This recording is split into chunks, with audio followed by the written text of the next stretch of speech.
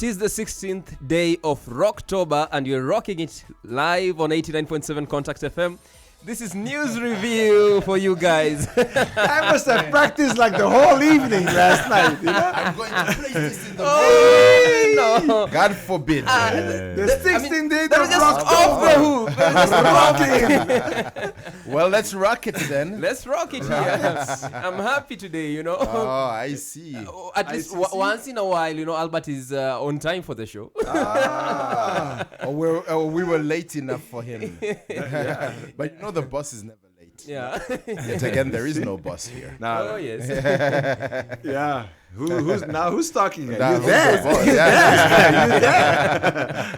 I know. I'm early yes. for tomorrow. So, Wagwan in Rocktober. don't bring us all the way up there and then leave us hanging. What's going on, man? What's going on? okay, guys. Should we just pick up from From Rueru? where? From Rueru. From the crazy things of Rueru. The crazy Rueru Some stories? craziness going Or on. we just start off with what's news today? Well, we could start and then put Rueru on the side. Okay, you know, okay. but we're still waiting for an official Response from the Rwandan government. from the Rwandan government. So Yes. yesterday they had cabinet, so I hope that today definitely somebody will come out and say talk. something. But again, it's strange to see that you have an attorney general coming out to say that they investigated the geography, and yet they're incapable to say who was killed and by who. You know? Yeah. And they're seeking for an international investigation. Why don't they start with Rwanda and ask Rwanda to come and investigate?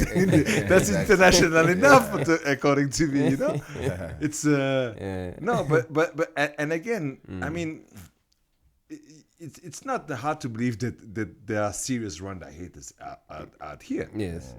Because everybody jumps on that and says, blah blah blah blah blah blah. The bodies came from Rwanda. Yes. Says who? Again, you know, it's always the same technique. You never prove what you said yesterday. People have been saying that, but they never had any evidence, anything, zero, and they never wonder about the things which are being said in Burundi. You know, yesterday Chimp Post came out with Yes. another side of the coin. You know, and I don't know how many people really echo that. You know, so But are people even aware? Maybe we're talking. We jumped right in, not to Gueru, of course. But are people even aware of what happened or what we are reacting to? Maybe just yes. in case people haven't followed the news. Good. Just to keep them posted. That what happened was that the Attorney General, I think, of Burundi, had a press conference. Was it yesterday that in happened, the or evening day before? Yeah, the evening evening before. Yeah. And basically said that their according to their findings and their preliminary investigations, that all indications are that the 4 bodies that they have recovered in Burundi would have in fact come from Rwanda, according to them, and that he says on himself that it's based on the geography of the place, on local and international media, and then local authorities and some security And forces, local investigations. jikuris and Imbizinis. But then recognizes that they are limited in resources and in knowledge about these kind of investigations, and then calls on the FBI to come in and identify these bodies. That he says, we're not saying they're Rwandese, but they came from Rwanda. So in a nutshell, that's what what we are expecting the government of Rwanda at least to have some sort of reaction, since it's basically the first time that an official in Burundi speaks in his official capacity to say now clearly that they think it's from Rwanda. And the funny thing is that these people have been telling us since the beginning, we have a joint commission with Rwanda. So when you have a joint commission with Rwanda, I don't understand this. You know? Yeah, you're supposed to be talking to each other, and and to have a findings joint should be communique shared. Yeah. eventually, you know. Yeah. But now you're saying, you know what? On my own, I see it came from Rwanda. We don't know who they are, but it came from Rwanda. And then again, you say you did an investigation on the geography. Well, then it's a real problem because if you do an investigation on geography, you'd know that the lake, the altitude of the lake is higher than the river. So how does the river flows But no, Albert, and jumps upward? You know, one thing I wonder is, because this case of the bodies is affecting, both Rwanda and Burundi. Why don't Rwanda come together and Burundi? They form like an investigation, like committee to try and look at this thing as two countries. Because, if Burundi releases its report on the other side and, accuses Rwanda, then maybe Rwanda is also doing its own investigation. So I think it could be better for both governments, to... Moses, Yeah. I just ask you two things. Yeah. When you have that logic, because that is the logic that has been pushed and that everybody picks and everybody buys. Yeah. Yes. You see? Yeah. Now, you tell me, how can Rwanda go and do an investigation in Burundi? It's affecting Rwanda. No. And it's How affecting... can you go? not- that's why I said a joint investigation investigation team. Let me tell you. Yeah. If Lion was your neighbor and he has buddies in his garden, Yeah. and the whole neighborhood is like, guys, hey, you need to tell us what is going on. But Lion is accusing me. Lion is accusing me. No. You see, that is the whole thing. Yeah. They don't accuse. When if you ask the guy, they will say, no, we didn't say that. All we say is that they came from Rwanda. Yeah. So Lion keeps telling they came from your garden. Yeah. What can you do? Can you jump into his garden and start doing and start digging there and try to see what is going on? No, but I think Would you also- be able to do that? No, I couldn't, So why would Rwanda? Can Rwanda now jump to Burundi? Because you see, start- everything that there is, the whole story is in Burundi. They keep dragging Rwanda, but remember, for one good reason is because they say the river flows into the lake, but it's not true. It was made by human beings to since July and August to have a little corner that goes into Rweru, but that never has existed ever. You see, so I'm asking again, what can Rwanda do? So to your suggestion is like, 'cause- I'm not suggesting. I'm asking, what can Rwanda do? No, but I think at the end of the day, Albert, No, but what can Rwanda do? that's what I'm trying to say. Yeah, but don't try to think. Go straight to the point. Rwanda should do this, Albert, this, that. No, I think what Rwanda, as the government of Rwanda, should do, not only retaliate, because such claims by the Attorney General of Burundi, they are very, very heavy claims that the bodies came from Rwanda. So whoever out there who's listening to that, who's reading that, basically has it in the mind that the bodies were from Rwanda. So as the government of Rwanda, This is what they're trying to say. they should react to Yes. that, not only by words, Yeah, like but say- sure. I mean, let's wait. Today they will definitely react. I don't think another day will pass before they react. But what can they do? Because that is the whole point. You just bought the story like anybody else. You think Rwanda is in there only because people have been saying the bodies come from Rwanda. Yet nobody asks Burundi, why don't you conduct a serious investigation? I mean, if you have bodies you should know who they are, where they came from, how and what. You should have a serious report. Do something. I've never heard of anything going on. And that is it's broad daylight. It's not like if they were, I don't know, something hidden that we don't know. Did you see bodies? No. There are bodies. But I asked myself a question, and I fully understand what you're saying.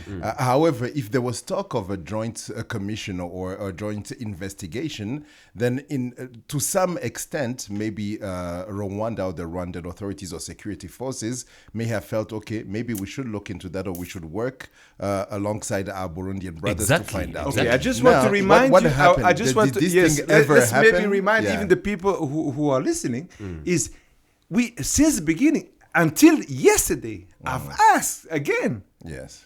We've been in touch. We went there. That's what they say. Our police were there, and we said, okay, now we can work together. And they say we are still waiting. What else can we do? In fact, I'm just repeating what they because whenever we ask them, we say, you come again, and what else can we do? Because I think as We a said state- they as a state said that also- we had a joint, and they even went there, even during the burial, and they say, and that's it. In fact, they've been maybe covering for my their concern. colleagues. My Yes. concern is, as a nation, somebody keeps, Your concern as a nation. Yeah. Okay, thank you. No, someone tries to empty his dustbin in your closet. Then you sit there and you say, you know what? I'm not going to react. You know, what Burundi is doing through such a statement that claims that the bodies Absolutely. flew in from I Rwanda, agree with you. It's a big thing. So Rwanda should, we should sit there and say, since the bodies were found in Burundi, it's up to the Burundian investigations to take up the case. You know, if we don't join with these people, we do this thing together. Let's wait. At the end of the day, they're going to give us a report. Let's wait. Yeah, because that's the whole point. I mean, he did a press conference, didn't give any report. It was purely verbally. Fine, let's take it for the first one. Let's wait for today's for Rwanda's reaction, because indeed, I wonder what kind of reaction can they have. What are they going to say? But for sure, they will have to react on that. But what you are saying is that we cannot preempt. But surely at this time, it's not like in the beginning, because you see, the whole thing is the construction is like this. Before that, it wasn't a Burundian authority that was pointing at Rwanda. It was only the media. Yeah. So there's no way Rwanda can do a reaction on the media, about a media. But now it's an official authority from a neighboring country. Yes, I guess there is going to. Now they're going to come out and now we. But for a fact, we know that there is nothing joint, only a slogan. Yeah. But there is nothing joint. But and it would be nice maybe if we can jump from what is being done or not done and maybe give a little piece of advice. We know that the world we live in today, there's what you do on the field, but there's also what you say on the airwaves. And from time to time, we lose that war. We lose the war of communication because we figure, okay, well, I have nothing, really, this doesn't concern me. I'm innocent, no blood on my hands, so let the facts speak for themselves. Exactly. But we know the fact is that in the world we live in today, facts can don't be distorted. Speak. Yeah, they may be as stubborn as they can be, but they don't speak for themselves, and they can be distorted however much. So it's he who goes most to the mic who ends up convincing the most people. I think both parties have been playing diplomatically. That is what comes out of all this. Is that nobody wanted to but with the difference that Burundi has been charging Rwanda through the media, actually. Exactly. that is what happened. But then again... the biggest concern to me is that at the end of the day, it almost seemed like by being so silent about it, about even efforts that you make to jointly work with your colleagues on the other side of the border, by being silent about that, it gives the impression that nobody really cares that people died. That is the one part that I feel we lose on both ends, but I don't really care what's happening in Burundi. So I'll just speak for Rwanda, being that I'm in Rwanda, that at least the verbally communicating that, you know what, we do actually care that people died. We're actually concerned. We have actually looked into the fact whether or not they have come from our side, and we have tried to work with these guys. It's an easy way to think like that when we are just in private. Yes. It's a more difficult thing to do because many people die in neighboring countries, in Burundi and Congo and all, and you don't have every 2 seconds the Rwandan government to say we are very concerned by the people who died in Burundi. Yeah, but it's not the same thing, Albert. No, it's not the same. It's not the same, but it's somewhere also touching that. You can't because in the beginning, if it's close to the border and they're accusing you, some way you should react. But you know the short memory of you maybe you might be forgetting the declaration that they did in the beginning of the story, which was 1 month ago. People said it. We are very sorry. We feel concerned, and we have a joint blah blah blah. That's what I say. Maybe they don't repeat it every day. Because as you said, Albert, like they repeat every day that the bodies are coming from Rwanda. If now the government of Burundi is inviting the likes of FBI to investigate into that, it means now the Burundian government and its people, they're the ones who are going to take the FBI through the field. No, everything. No. Let me just go straight to the point there. Yeah. This was only blah blah on location because there has been. In New York, a proposal that even FBI could join in and all that. and there's been those talks, but I've from what I've heard, they've already pulled out of that proposal. So this was just the to stage the press conference, but meanwhile I've heard already that option is but as Leon said, at the end of the day, we shouldn't be too quiet about the thing because it's affecting us. Let's wait and see what the government says. Absolutely. But I'd like also to remind also the people who are listening that there are other stories that have been picked by I mean, the other stories, the way they are told by Burundian media, those stories have been picked by two websites, a Burundian website and a Ugandan website called Chimp Reports. Their version of the story is that these people are Congolese who have been killed in Congo and brought away from Congo, not to stay at the Congo border because of the Congolese origin, and dumped into the lake. So in Burundi, what the people say in Burundi, in their public opinion, is quite different from what is being portrayed in the international public opinion that has been supported by BBC Gauza Media and RFI. That's what we need to react.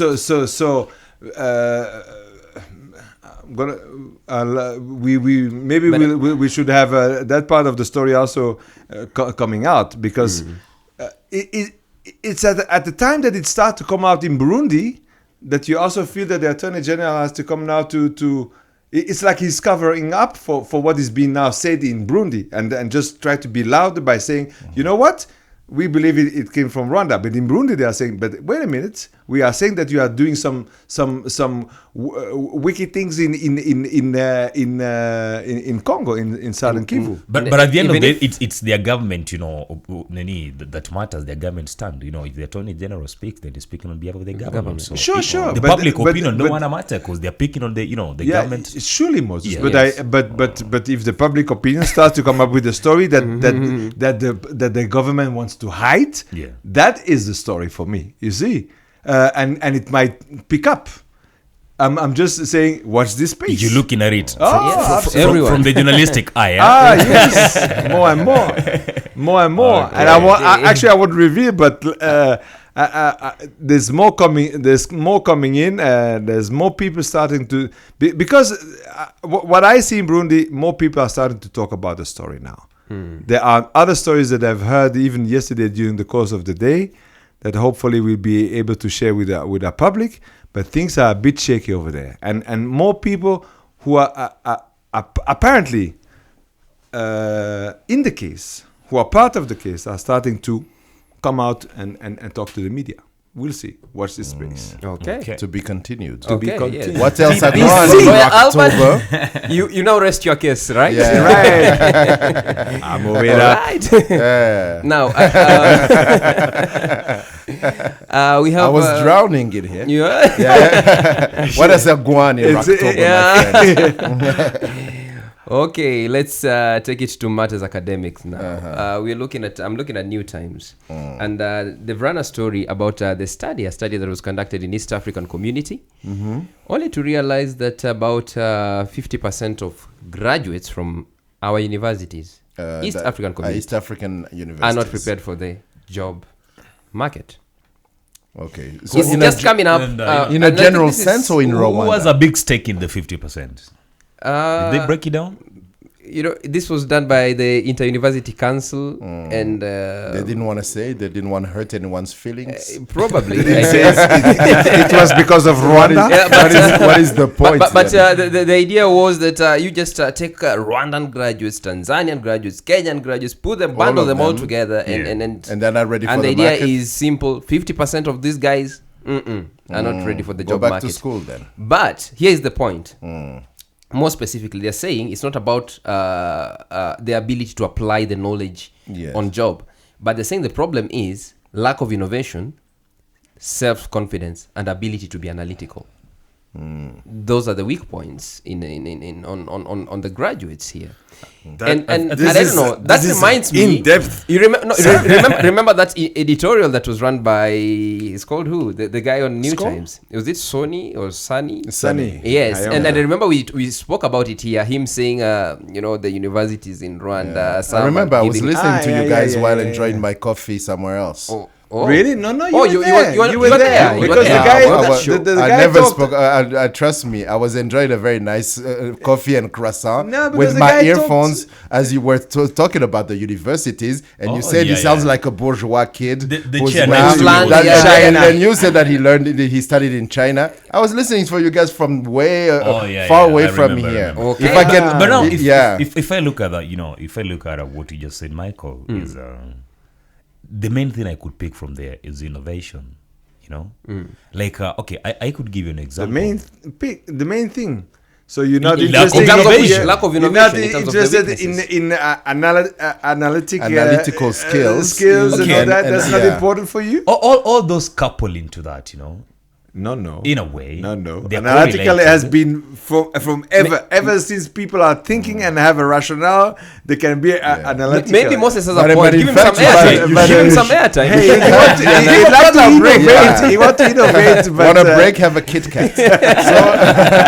No, but it's true. But we just- state no. your case. No, State your state your case. I'm just making my State your case. case. Yes. Then you're gonna do yours. So Yes. what I'm saying is the innovation part of it. I think as no, because I'm out of that class now. I wouldn't say we young people. Let me say the young people.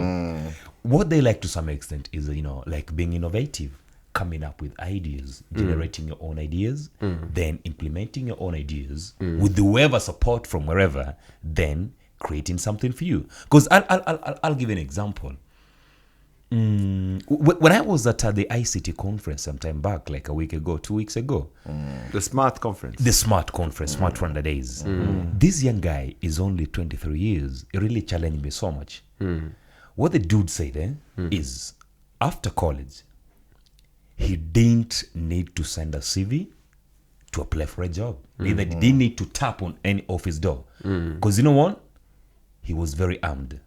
The small skill or the skill, let me say the skill because you're saying the skills don't, like from your report, what you're reading. But the skill he had and his laptop, that's all the guy needed to step up something. Then now he owns a company.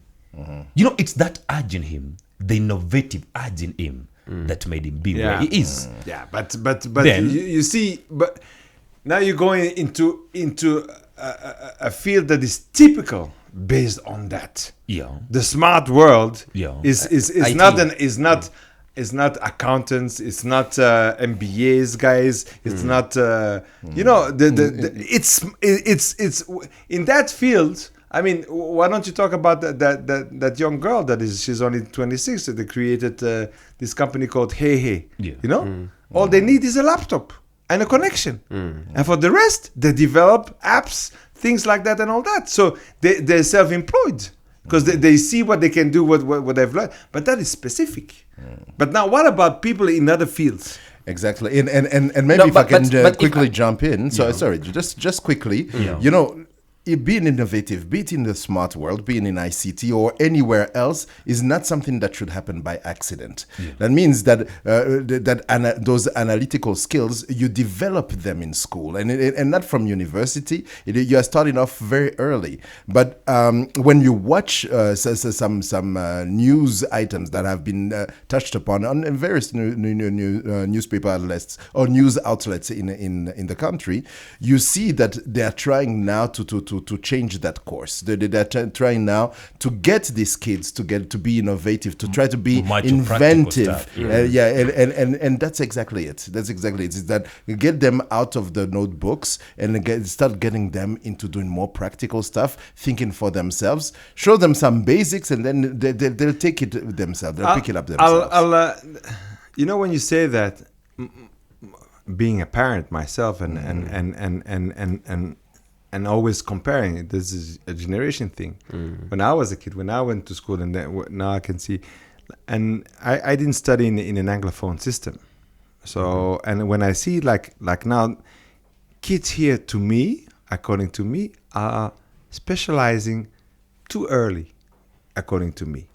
In secondary school, when you're 12, 13, 14, and you need to pick an orientation, for me, it's still too early. I just still love the old system where you got a more 17 general subjects. Yes. Well, Yeah. yes. I mean, when you're a kid, because, I mean, I see my own experience. I came to Rwanda, I was a musician, but I had studied sociology and film school. But here I am in the studio playing a reporter and journalist, you know? Mm-hmm. And I've been doing other stuff too. Mm-hmm. But because there is a general background that I was offered and that really built my whole basement, and from here I can make my own choices with the talent that you can develop in one or the other fields. But it's because I have also a general knowledge of things. Exactly, yeah. You see, and it gives you that perspective to be analytical. You see, and if you immediately specialize and that's only your world, then your world is only that block long. Diversity is good, Michael. Again, I beg to differ. Yeah. Because I have this practical example I was sharing with somebody somebody close to me, and he does. He's a software developer. More specifically, he deals with internet banking. And this is what he told me. He told me this, that more often than not, in the company where he works, he's the one who's left to handle the internet banking systems. So I was like, why? Why is that so? He says, even for him to develop those particular softwares to run the banking, internet banking systems, he's had to go an extra mile to get the understanding of accounting and the balancing, or the balancing sheet and that kind of thing. Yes. So that he understands how mathematically the So are balancing you is done. So differing that with when he me or with develops the software, No, we all say the same thing. when you develop the software, then it has to make sense in the sense of transactions, the credits and the debits. So he had to go outside his field. You know, he didn't study accountant. I mean, he's not an accountant. You know, he studied IT. But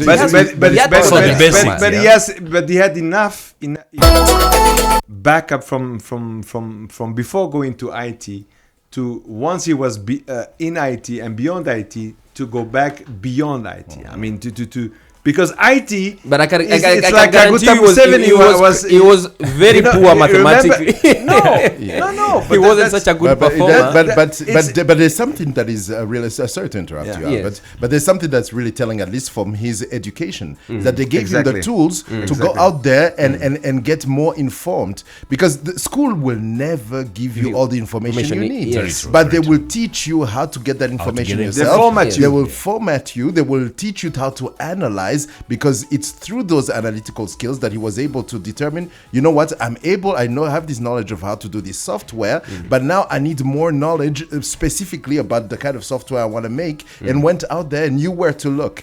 If he was not educated in that way, he wouldn't have even known that. So I think. But now coming back to that, if they say in a general sense that 50% are not ready for the market because of those reasons, that means that they would have to revisit the education systems of all these countries and make sure that we give the kids those tools. That is what they're advising, that all these university curriculums across these nations needs to be revised. Because some of the best performing, just even quickly, even looking at Europe, they have realized that some of the best performing countries in terms of education are those in Northern Europe, like Sweden, like Norway, because they, from the young age, from primary school, their kids, they don't bother them so much as sitting down and writing down notes and stuff like that. No, they go straight to the practicals. To the practicals. The kids are enjoying it. They're encouraged to be innovative. They're encouraged to express themselves. And most of them specialize, by the way. Okay. Well, no, they specialize at a later age, not too early, you know. And but practical meaning that they don't just confine into the theory. Exactly. Yes. Even it's very interesting. Even their seating arrangement is not the classic way where you're sitting all in lines and then you're Facing the board. facing the board. No, that they have continued in primary school the same kind of setting that you have in kindergarten. That they're just in groups and and teachers are they're usually one teacher and two assistants, and they're going around trying to assist these kids, but leave them be to their own creativity, because this is how it develops. Okay. But yeah. Okay, so sorry guys, we've come to the end of the up. show. All the time we have, Time is yeah. up. Of course, we've already eaten into someone else's time. So here is where we wrap up the show. Tomorrow we're going to have 1 hour. Tomorrow we're having 1 hour on the news review. So to our the listeners, Friday. yeah, it's a Friday. It will be a Friday. Can I put a and- motion through of what we should not talk about tomorrow? Yeah. No FDLR, no M23, no Obvious. no. I don't bring that up on a Friday. We don't do that. Well, we don't know. We don't do that. Tomorrow is another day. We don't do I that. wouldn't forecast. I because Friday- it Michael. Friday we don't do It that. also depends on what is going to happen today. I hope, Right, Michael, Yes. I hope Kelly Rowland is naked again. I know. We need more of those naked pictures. The soft, I'm Yeah. thinking of starting my own magazine. the soft news review on Fridays. Okay, I'm Some video host, software and some Michael hardware. Kicha. This is 89.7 Contact FM, That's and it has right. been News Review brought to you by Fly Dubai. See you tomorrow morning. Goodbye for now.